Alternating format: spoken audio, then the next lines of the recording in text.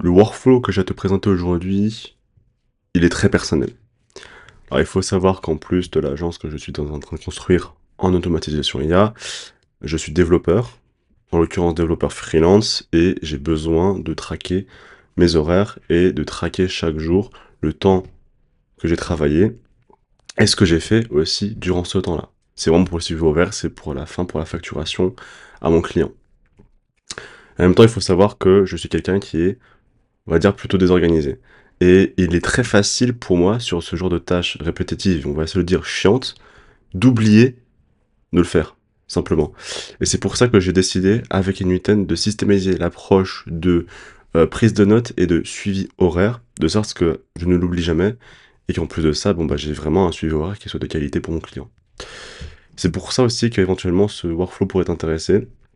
Si toi aussi tu es freelance, si toi aussi tu as plusieurs clients, si toi aussi tu as besoin de systémiser certaines approches, certains process, et derrière justement ça te permettrait d'avoir des livrables qui seront 10 fois plus qualitatifs très facilement.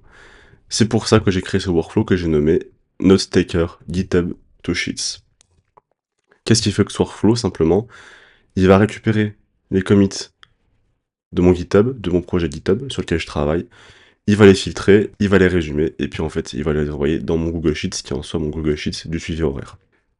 Bien écoute, je te fais déjà une petite première démo du workflow, puis ensuite je te montre comment il fonctionne. Ok, alors juste pour la démo du nœud, j'ai changé ici la date de la variable à laquelle je vais récupérer mes commits, parce que je n'ai pas travaillé sur le projet hier du client ni aujourd'hui, donc j'ai mis une date au 13, et aussi j'ai juste mis un sheet vide, celui-ci, justement, pour YouTube, pour montrer qu'il fonctionne. Donc si je l'exécute, il faut savoir que c'est un workflow qui est trigger par un schedule trigger, donc qui est censé s'exécuter tous les jours à une certaine heure. Je te montrerai ça. Là, on voit que le workflow s'est bien exécuté entre temps. Et ici, voilà, j'ai bien la date, les tâches réalisées, début, fin et les heures totales. Allez, on passe à l'explication.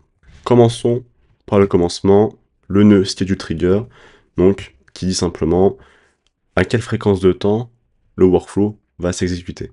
Ici, c'est très simple, je fais une exécution journalière, tous les jours, tous les soirs, à 11h50 du soir.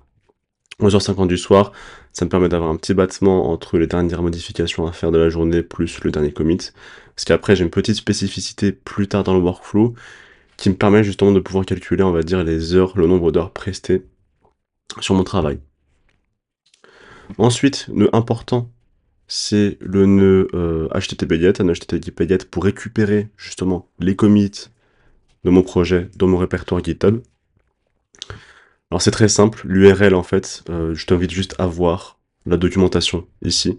Donc tu vas sur la doc GitHub, hein, tu recherches sur Google GitHub API Get Commits, t'as toute la documentation ici, c'est très simple, et encore plus simple, vraiment. T'as la requête curl ici, t'as juste à la copier. Sur Inuiten, tu crées ton nœud HTTP request, tu vas dans import curl, tu colles, et voilà. Le squelette, il est déjà là, et maintenant, tu as juste à l'adapter selon ton projet, selon ton GitHub. Donc l'URL GitHub, tu remplaces l'honneur par ton compte, tu remplaces le repo par ton répertoire sur lequel tu veux récupérer les commits. Ici, tu ne touches à rien, si ce n'est le token ici, donc le token d'authentification. Là, tu vas sur ton projet de GitHub, tu vas dans les settings, etc., mais je pense que tu connais déjà. Et c'est tout ce qu'il y a à mettre ici, en tout cas, pour avoir tous les commits. Tu as déjà le premier squelette en 5 minutes. Ensuite, si tu veux avoir les commits à partir d'une certaine date, là, tu as juste une petite query parameters, ici, since, et là, tu ajoutes ta date. Là, tu ajoutes ta date vraiment en format datetime, il va très bien comprendre, et c'est comme ça qu'ici, tu as en output les commits du jour. Ensuite, qu'est-ce que je fais de ces commits-là? Je vais seulement en extraire l'heure et le texte. Parce que là, encore une fois, toutes les métadonnées sont illisibles. On va le rendre, on va seulement extraire les données dont on a besoin. Le champ texte, c'est pour le message du commit. L'heure, c'est pour l'heure à laquelle le commit s'est exécuté. Pourquoi je récupère l'heure?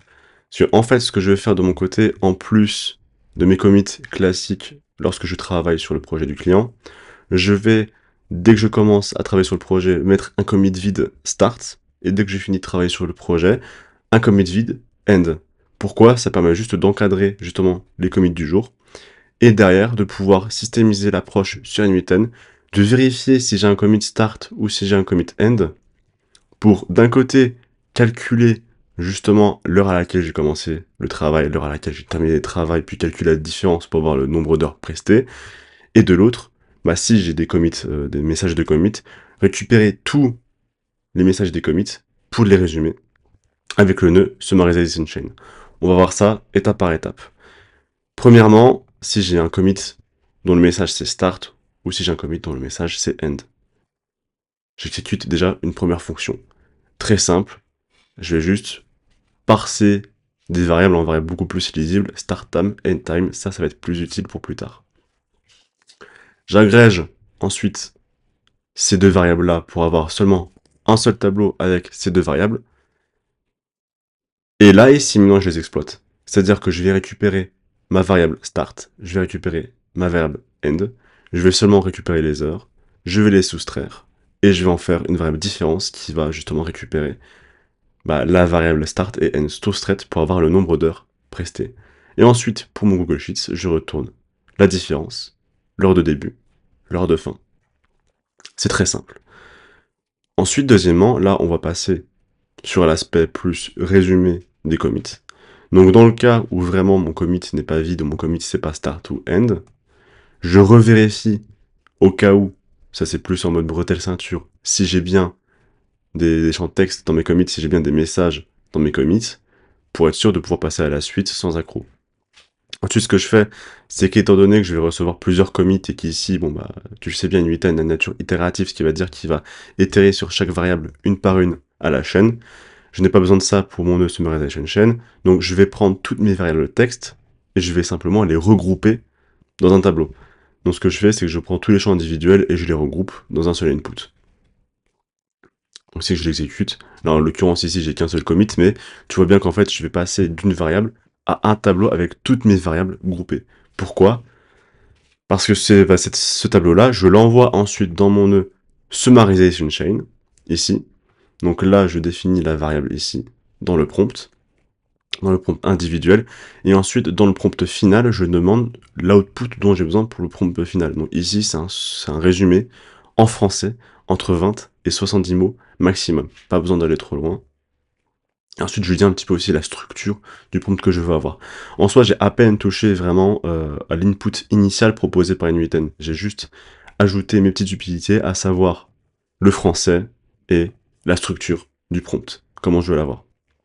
C'est tout. Et si que je l'exécute, voilà, j'ai bien un petit résumé, neutre, précis, tout ce dont j'ai besoin. Évidemment, le modèle que j'ai ajouté, ça c'est à la volonté de chacun. Le modèle OpenRouter que j'ai ajouté, ça c'est ma préférence, c'est un modèle Claude Haiku, basique de chez basique pour le moment, étant donné que ce que je demande au final est assez simple, hein, c'est juste résumer des textes regroupés en un petit bloc de texte, ce que naturellement, que ce soit Claude ou ChatGPT, fait très bien. Donc ton modèle c'est vraiment selon tes préférences. À la fin, je n'extrais seulement le texte, voilà, donc c'est juste un edit fields. Est-ce que c'est nécessaire de faire ça? Oui et non, à la préférence de chacun. Moi, je préfère, c'est par souci de simplicité pour pouvoir manipuler mes données plus facilement. Et à la fin, ce que je fais, c'est que d'un côté, j'ai mes heures, de l'autre, j'ai mon résumé. Je merge les deux résultats. Je merge les deux résultats pour avoir mes heures et mon résumé. Voilà, donc difference, start at, end at, summary. Alors, pour une raison que j'ignore, enfin si, étant donné que j'ai deux inputs, que je vais merge, en fait, N8N va considérer sortir deux items, étant donné que pour mon Google Sheets, je n'ai besoin que d'un seul item, j'agrège ce nœud-là, j'agrège mon merge justement pour avoir un tableau avec seulement un seul item unique, parce que là on retourne vers la nature itérative de N8N, et si j'avais deux items, en fait, mon Google Sheets aurait écrit deux lignes. C'est pas ce que je souhaite. Et finalement, les données que j'ai reçues, que j'ai merge et que j'ai ensuite agrégé, je les glisse en fait dans les variables prédéfinies de mon Google Sheets. Donc ici, pense bien à faire ton compte Google pour avoir accès à ton Google Sheets depuis l'API.